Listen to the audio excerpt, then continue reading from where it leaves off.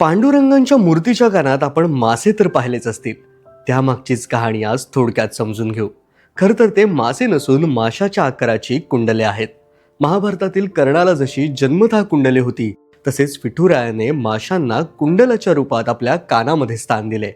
त्यामागचीच ही रंजक कथा. एकदा एक कोळी विठ्ठलाला भेटण्यासाठी आलेला असतो, पण इतर लोक त्याला आत जाण्यासाठी परवानगी देत नाहीत, कारण तो मच्छीमार असतो आणि त्याने विठ्ठलाला भेट देण्यासाठी 2 मासे आणलेले असतात.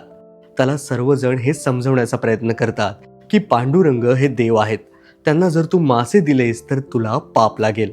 तेव्हा पांडुरंग स्वतः तिथे अवतीर्ण होतात आणि सर्वांना उद्देशून बोलतात. तो गरीब बिचारा कोळी त्याच्याकडे काही नसून सुद्धा देवाच्या भेटीला जाताना रिकाम्या हाताने जाऊ नये म्हणून तो मासे घेऊन आलाय. तो काय देत आहे ते आज बघू नका. भक्तिभावाने भक्ताने दिलेली कोणतीही गोष्ट देवाला प्रियच असते. त्यामुळे मला ती गोष्ट आदराने आणि मनापासून स्वीकारावीच लागेल.